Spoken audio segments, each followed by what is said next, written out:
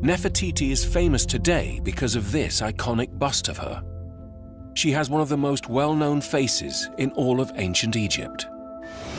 The final resting place of ancient Egyptian Queen Nefertiti could finally have been discovered thanks to advances in modern technology. For more than a century, the beauty of Queen Nefertiti has been celebrated as an enduring symbol of ancient Egypt. Her flawless bust resting quietly behind glass has long been seen as a gateway into a golden age more than 3,000 years in the past. But now, a CT scan has looked beneath the surface of that 33-century-old plaster and uncovered a startling truth. It reveals traces of violence, of betrayal, as though behind that unchanging beauty lies a scene that was never meant to be seen. What science has just uncovered is beginning to rewrite the entire story of Nefertiti, a face designed to rule. In 1912, a German archaeological expedition excavating at Tel El Marna, the ruins of the ancient city of Akhenaten, uncovered a sculpted bust inside the workshop of an artist named Thutmose. There was no inscription, no royal title, only a face. It took decades before archaeologists reached a consensus that this was a portrait of Nefertiti, the wife of Pharaoh Akhenaten, who ruled Egypt around 1353 to 1336 BC. The bust was transported to Berlin and placed on display at the Neues Museum, where it quickly became one of the most recognizable artifacts in the world. But when a research team from the German Institute for Imaging Science decided to examine the sculpture using computed tomography, a method that uses X-rays to scan the interior of an object without damaging it and produces highly detailed three-dimensional images, the results stunned them. Beneath the outer layer of plaster lay a limestone core containing a completely different face. The nose was more prominent. The cheeks showed faint lines. The eyes were not perfectly symmetrical. This was the face of a real person, marked by age and time, unhidden. The outer layer had been carefully built up with plaster, smoothed, and reshaped to create a more youthful and perfectly balanced appearance. Thutmose had not simply carved a portrait. He had altered reality. The question emerged immediately. Why? To understand this, it is necessary to consider the context in which the sculpture was created. Akhenaten, Nefertiti's husband, carried out an unprecedented act in Egyptian history. He dismantled the entire traditional system of polytheistic worship, closed temples, stripped power from the priesthood, and declared devotion to a single deity, Aten, the sun disk. It was the most radical religious transformation in ancient Egypt. Within this revolution, Nefertiti was not merely a queen. She became the public face of the new ideology. Reliefs and wall paintings depict her standing beside Akhenaten in ritual scenes, and in some cases appearing alone in poses traditionally reserved for kings, striking down enemies, a role no Egyptian queen had ever assumed before. In this context, the bust was not simply a work of art. It was an instrument of messaging. The flawless composed face, untouched by age or instability, represented exactly the image a fragile regime needed to project. Not Nefertiti as she truly was, but Nefertiti as she needed to appear. The fact that the bust was found in a sculptor's workshop rather than in a temple or tomb supports the idea that it functioned as a prototype, a reference model used to reproduce standardized images across the empire. A face designed for replication, distribution, and belief. The face the world sees today is not Nefertiti's real face. It is a refined and idealized version created to serve a specific political purpose. Yet this deception is only the surface. Beneath it lie deeper layers, and each one grows darker than the last. A name erased, an identity rewritten. Nefertiti disappears from the historical record around the 12th year of Akhenaten's 17-year reign. There is no announcement, no recorded funeral, no identified tomb. A woman who once appeared on nearly every temple wall and palace relief suddenly vanishes from official history. For generations, this disappearance was explained through familiar causes such as illness, plague, or natural death. But archaeological evidence accumulated over decades suggests a far more complex explanation. In temples and monuments from the final years of Akhenaten's reign, researchers have identified a striking pattern. Nefertiti's name was deliberately chiseled out and replaced with another, not randomly, but systematically across multiple sites. At the same time, a new name appears in historical records, Nefer-Neferuiten, a ruler who governed briefly after Akhenaten and before the rise of Tutankhamun. What stands out is that the royal titles and inscriptions associated with Nefer-Neferuiten contain grammatical markers indicating a female identity. Some inscriptions use feminine pronouns and endings. Egyptologist James Allen and other scholars have argued that Nefer-Neferuiten and Nefertiti were the same individual, suggesting that Nefertiti ascended the throne under a new name after Akhenaten's death or loss of power. Such transformations are not uncommon unprecedented in Egyptian history. Hatshepsut, the most prominent female pharaoh, also altered her identity and imagery to rule. But what followed in Nefertiti's case appears even more extreme. Inside the tomb of Tutankhamun, discovered by Howard Carter in 1922, researchers found numerous objects showing clear signs of hurried modification. On certain pieces of jewelry and golden artifacts, original inscriptions using feminine pronouns had been scraped away and replaced with masculine ones. Names had been altered. These changes were not the result of time or natural damage. They were intentional, carried out with tools. The conclusion drawn by many scholars is that these items were originally made for a female ruler, very likely Nefertiti in her role as Nefer-Neferutin, and were later repurposed for Tutankhamun during a dynastic transition. Her memory was not simply erased. It was overwritten. This is the second layer of deception. Nefertiti did not just vanish from history. Her history was replaced with someone else's. Names were removed, titles were reassigned, objects were given new owners, and when one returns to the nameless bust, the only royal portrait without an inscription in all of ancient Egypt, the question shifts. It is no longer why her name is missing. It becomes who removed it and why they needed to go that far. Shattered bones and the DNA truth. If names can be erased and objects can be reassigned, then what became of Nefertiti's body? This question has haunted archaeologists for more than a century. In 2022, science offered an answer that few were prepared to accept. In 1817, explorers discovered a small tomb in the Valley of the Kings, the royal burial ground near Luxor in Egypt. It was designated KV-21. Inside were two female mummies, both without names, without royalary goods, and without burial texts. One of them, labeled KV-21b, had her arms positioned in a royal pose, one hand clenched as if holding a scepter. This suggested she was a woman of royal status. Yet her identity could not be determined at the time. The remains were too degraded for DNA extraction using older techniques. For decades, KV-21b remained in storage, an unsolved question. Then in 2022, an international research team applied next-generation sequencing, a method capable of reading genetic material from extremely small and fragmented samples that older methods could not process. They successfully reconstructed a complete mitochondrial DNA profile. Mitochondrial DNA is passed from mother to child without mixing with paternal DNA. The result was striking. KV-21b shared the same maternal lineage as Tutankhamun. This means she was not only a member of the royal family, but had a direct maternal connection to him. She could have been his mother, aunt, or sister. When combined with existing archaeological evidence, the most likely identity is Nefertiti. But this is not the most disturbing part. When forensic specialists conducted computed tomography scans on KV-21b, they identified injuries that cannot be explained by time or mummification processes. Both arms were broken and twisted behind the back at unnatural angles. The rib cage was crushed. The skull was fractured on one side with sharp-edged breaks that indicate direct impact rather than gradual pressure from surrounding debris. Dr. Sahar Salem, a leading forensic expert at Cairo University specializing in mummy analysis, concluded that these injuries occurred around the time of death, not centuries later. Placed side by side, the DNA evidence and the forensic findings form an unsettling picture. This was a high-ranking royal woman of ancient Egypt, buried without a name in a modest tomb that does not match her status, bearing clear signs of violent trauma on her skeleton. Not an accident, not illness, violence. And the bust displayed in Berlin, the flawless and composed face without a name, was created under the same system of power that could produce such an end. A tomb hidden behind a wall. In 2015, British Egyptologist Nicholas Reeves proposed a theory that sent shock waves through the field. The tomb of Nefertiti may lie hidden behind a wall inside the most famous burial chamber in the world, the tomb of Tutankhamun, known as KV-62. Reeves did not arrive at this idea through speculation. He conducted a detailed analysis of ultra-high-resolution scans of the burial chamber walls produced in 2014 by the company Factamarte. Within these images, he identified faint linear patterns and subtle outlines on the northern and western walls that do not align with the natural structure of limestone. They resemble sealed doorways that have been plastered over and painted. His argument is supported by several anomalies. The tomb KV-62 is unusually small for a pharaoh. Its layout does not follow standard royal design, and there are signs it was completed in haste. Reeves suggests that the tomb was originally constructed for someone else, most likely Nefertiti, and was later repurposed for Tutankhamun after his sudden death at around 18 or 19 years of age. The original burial chambers, along with their intended occupant, may have been sealed behind the walls. In 2016, a Japanese research team used ground-penetrating radar, a technology that sends electromagnetic waves into surfaces and reads their reflections to detect hidden spaces, and reported initial findings of anomalies behind the northern wall consistent with a void. Egypt's Ministry of Antiquities cautiously acknowledged the possibility of hidden chambers. However, in 2018, an Italian team, using more advanced radar equipment, conducted a new survey and did not confirm the earlier results. Their conclusion was that the anomalies were natural variations within the limestone, not empty spaces. The debate remains unresolved. Some researchers point out that radar-based measurements can carry significant margins of error, with results heavily dependent on scanning angles and data processing methods. Reeves has maintained his position. Egyptian authorities to this day have not permitted any direct physical investigation of the wall, which leaves the central question unanswered. Is Nefertiti resting just meters away from Tutankhamun's treasures? The only way to know would be to open the wall, and that is precisely what no one has been allowed to do. Yet, regardless of whether the hidden tomb exists, the implications are profound. If Nefertiti truly lies concealed behind that wall, then the concealment is nearly perfect. A woman who once stood beside a pharaoh may now remain hidden beneath the legacy of a boy king who followed her. No name, no marker, separated by only a thin barrier from the hands of millions who pass by each year. The daughters in a systematic purge. If the successors of the Amarna period intended to erase Nefertiti's legacy, removing her name and concealing her body would not have been enough. Those who carried her bloodline also had to disappear, and that is precisely what appears to have happened to her 6 daughters: Meritaten, Meketen, Ankhesepitan, Nefer, Nefuatan, Tashret, Neferura, and Seta. Their names once appeared frequently on temple walls at Amarna during the early years of Akhenaten's reign. They were depicted in family scenes, religious rituals, and royal processions. Then, after year 12, their presence in the historical record begins to fracture one by one. Meketen, the second daughter, is recorded as having died around year 14 of the reign. In the royal tomb at Amarna, a wall scene shows her parents mourning over her body. It is one of the rare emotional images that survive from this period. Yet, the scene contains a puzzling detail. A nurse stands nearby holding a newborn child. In the context of Erari's scene, the presence of an infant not explained by any inscription is unusual. Some scholars suggest that Meketen may have died during childbirth, possibly involving a close familial union, a practice documented within the Egyptian royal family. Ankhesepitan, the third daughter, is the most extensively documented case. After the fall of the Amarna regime, she reappears under the name Ankhemun and becomes the wife of Tutankhamun, her half-brother. This was not a union of choice, but a political arrangement to legitimize succession. After Tutan's early death, she wrote to the king of the Hittites, a powerful kingdom in Anatolia in what is now modern Turkey, pleading for one of his sons to become her husband because she refused to marry one of her own attendants. It was an act of desperation from a woman who had lost her final source of power. The Hittite prince sent in response was murdered on his journey. Ankhesepitan disappears from the records soon after. No tomb, no remains. The remaining 4 daughters leave almost no trace beyond this period. There are no confirmed records of their deaths. No mummies have been definitively identified as any of them. From 6 daughters of one of the most powerful women in Egypt, official history preserves only fragmented inscriptions. This is not a coincidence. When Horb, the general who rose to power after Tutankhamun, initiated a campaign to erase the Amarna legacy, he did not stop at removing names from temple walls. He eliminated those who could claim that legacy. Without tombs, there could be no funerary cult. With funerary cults, there could be no political power in the religious system of ancient Egypt. And without recognized descendants, the Amarna bloodline ceased to exist in legal and historical terms, even if it may have continued biologically. A nameless bust in Berlin, a possible body with shattered bones in an unmarked tomb. 6 daughters erased from history. This was not an accident. It was a campaign. Genetics and the cost of a divine bloodline. There is one final layer, and this is not one created by human intention. It is written by nature itself within the DNA of the Amarna family, and it helps explain why this entire dynasty collapsed so quickly and so violently. In 2010, a study published in the medical journal JAMA conducted genetic analysis on several mummies associated with Tutankhamun. The original aim was to establish identity and family relationships, but the findings went far beyond that goal. Researchers identified clear evidence of multiple generations of close kin marriages, unions between individuals who were closely related. This was a deliberate practice within the Egyptian royal family. By marrying within the royal line, they believed they were preserving a divine bloodline. Genetically, the consequence is the accumulation of harmful recessive genes. These are genes that may remain hidden when only one copy is present, but can cause disease when inherited from both parents. Tutankhamun is a clear example. CT scans revealed deformities in his feet, signs of multiple medical conditions, and a fragile skeletal structure. He required walking sticks to move. Several such sticks were found in his tomb, not as symbols of authority, but as practical tools. He died at around 18 or 19 years of age, likely due to complications from accumulated health conditions. When the DNA profile of KV21b was added to analysis in 2022, a particular mutation drew attention. It is associated with connective tissue disorders, conditions that affect the tissues binding binding organs and bones together. Such disorders can make bones more fragile, slow the healing of injuries, and increase the risk of internal bleeding. Placed alongside the evidence of violent trauma on KV-21b, a possibility emerges. Whoever inflicted that violence may have known that this woman was physically more vulnerable than most, more susceptible to fatal injury. If this individual was indeed Nefertiti, then her immense political power stood in stark contrast to her biological fragility. Beyond genetics, studies of tissue samples from mummies of the Amarna period have revealed another troubling factor. Levels of mercury, arsenic, and lead dust are unusually high compared to mummies from other periods. These substances are linked to mineral-based pigments widely used in the sun temples and palaces of Amarna. Long-term exposure can damage the nervous system, weaken the immune response, and gradually reduce bone strength. In other words, the very environment created by the Amarna court. Radiant sun temples adorned with mineral pigments may have slowly poisoned them over years, not through intent, not as a conspiracy, but with a similar outcome. A ruling family with declining health, weakened immunity, and shorter lifespans. The Amarna dynasty did not only fail politically, it failed biologically, and Nefertiti, despite being among the most powerful of them, was not immune to that reality. What that face really is, return to the bust displayed in the Neues Museum in Berlin, seen in light of everything uncovered. The sculpture carries a meaning entirely different from how it is often presented. It is not a symbol of timeless beauty. It is not a tribute to a great queen. It is a constructed object created during a period of unstable power designed for a specific purpose and preserved into the present largely by chance because it was left behind in a sculptor's workshop when the city of Amarna was abandoned. The outer face, perfect, symmetrical, youthful, is the controlled version, the idealized version, the one approved by authority. The inner face, less refined, marked by subtle lines and asymmetry, is closer to reality, yet still only stone and plaster. The real woman may lie in Tomb Cafe 21, unnamed, her bones broken, buried in a manner unworthy of any member of Egypt's royal family. There is, however, a striking paradox. Those who erased Nefertiti's name from temple walls, repurposed her objects, concealed her body, and removed her daughters from history, succeeded in nearly everything they attempted. Her name all but vanished from Egyptian records for more than 3,000 years. Her tomb remains unidentified. Her daughters left behind almost no trace. Yet, there was one thing they failed to erase. The bust was left behind in a sculptor's workshop when the city was abandoned. No one carried it away. No one removed its name because it never had one. No one destroyed it because no one knew it existed. It lay buried beneath sand for over 3,000 years before re-emerging in 1912 and becoming one of the most recognized faces in the entire history of ancient Egypt. The irony is unmistakable. The sculpture survived precisely because it was anonymous. Had it borne an inscription, it might have been discovered and destroyed during the campaign to erase the Amarna legacy. The anonymity imposed upon Nefertiti unintentionally preserved her image across millennia. But the bust is not Nefertiti. That must be stated one final time. It is a version shaped for power, refined beyond reality, without a name, without an official identity. The real woman, as science gradually reveals, may have met a violent end, buried without honor, erased from collective memory by those who came after her. Modern science is stripping away each layer. DNA confirms lineage. CT scans reveal trauma. Chemical analysis detects toxins within tissue. Ground-penetrating radar searches for hidden spaces behind walls. Each new method removes another layer from the official narrative. And the face that is beginning to emerge beneath, like the true face hidden under plaster, is not perfect, not serene, not eternal. It is the face of a real woman within a real story shaped by real enemies and concluded in a way that history attempted to bury. The most beautiful sculpture in history is not a portrait. It is evidence of a crime whose victim has yet to be named.